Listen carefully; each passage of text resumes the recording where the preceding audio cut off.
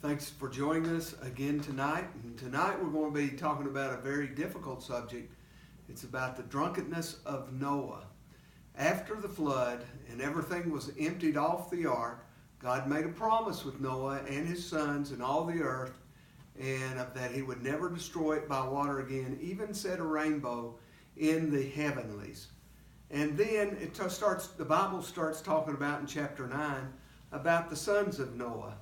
There was Ham, who was the youngest, Seth, and Japheth. And each one of these sons, basically the populations of the world descended from these three young men. The descendants of Ham went towards Africa. The Shemites, the descendants of Shem, stayed in the Middle East and the eastern part of the world. And that's where the Jewish people and the Arabic people descended from, whereas the descendants of Japheth went a little bit northward, and they seem to think that they were the basis for the European heritage for the populations of the world during that time. So after the flood, then Noah, as it starts out in verse 20 of chapter 9, began to be a husbandman and planted a vineyard. And he drank of the wine, and he was drunken, and he was uncovered within his tent. And Ham, the father of Canaan, saw the nakedness of his father, and told his two brethren without. And Shem and Japheth took a garment and laid it upon both their shoulders, and went backward and covered the nakedness of their father, and their faces were backward, and they saw not their father's nakedness. And Noah woke from his wine and knew what was the younger son had done unto him. And he said, Cursed be Canaan, a servant of servants shall he be unto his brethren. And he said, Blessed be the Lord God of Shem, and Canaan shall be his servant. God enlarged Japheth, and he shall dwell in the tents of Shem, and Canaan shall be his servant. And Noah lived after the flood 350 years, and all the days of Noah's life was 950 years. So this seems like a tragedy that's set right at the beginning of creation. And here Noah, the man that literally rescued the world, he premeditatedly planted a vineyard, knowing what he was doing, produced wine, put it in wineskins, let it ferment, and drank until he was drunk and passed out in his tent. His son Ham, who was the father of Canaan, and Canaan may have been born at that time, he came in and saw his father's nakedness.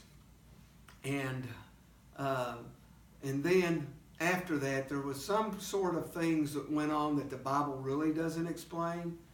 But when Noah woke from his wine, he knew what his younger son had done unto him. And I don't know if it's simply gazing on and mocking his father, or if there was something more sinister about that, such as incest, or possibly they even mention castration, some of the commentaries do. But the problem here, it's not Noah. The problem is the alcohol. And this is the first recorded incidents, and I'm sure it was probably before in the previous world, in the previous 10 generations before Noah.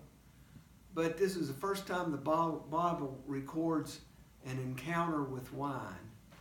And that encounter results in Noah's drunkenness. And when you look at alcohol changes the behavior of people. It lowers their vigilance. It enables them to do things that they normally wouldn't do. In other words, it puts them out of their right mind, so to say. And in this country alone, and you can check the CDC on this, 88,000 people die annually from alcohol-related deaths. 62,000 men and 26,000 women on an annual basis. Death from alcohol is the third leading cause of death in this country for young men and women. And it's behind tobacco, and then a poor diet is the second one. There are an estimated 2.5 million years of potential life lost due to alcohol. And yet people still support the practice of alcohol, of being a social drink, of letting the economy move around it so. But all this tragedy is still there. You know, I see as a physician the tragedy that alcohol brings into people.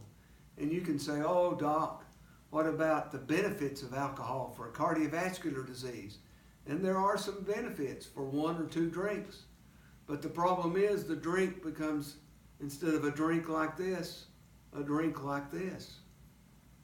And it's true, 26,000 people, they estimate a year, actually benefit from drinking alcohol. But they can't identify the ones that would versus the ones that would have absolute tragedy. I think about all the disrupted life of young children due to alcohol abuse on account of the spouses. And it's estimated because of alcohol, $249 billion are lost every year because of this process. 1 Peter 5:8 says, be sober, be vigilant. For your adversary, the devil, as a roaring lion, is going to and fro, seeking whom he may devour. And you think about a lion, and a lion doesn't attack somebody that's alert and vigilant, but somebody that's weakened, somebody that's, I guess, altered, or something that is not paying attention. And unfortunately, that's what I think alcohol does. And it just opens up the door for tragedy, just as it did for Noah in his day. And because of that, it brought a curse upon Ham and upon his son Canaan, and they were cursed to be servants of servants. And Japheth and Shem were blessed by Noah, and Japheth said he would be dwelling in the tents of Shem. That means that Shem would be probably being his spiritual father, so to say, to guide him.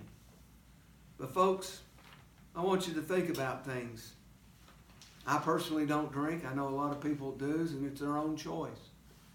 But the Bible puts a caution to that, to where it causes a lot of tragedy. And a lot of people do a lot of things when they're inebriated that they wouldn't do normally because it changes them. Same way with drugs. It changes them. And you don't get to see a real person until they're sober or the drugs are out of them.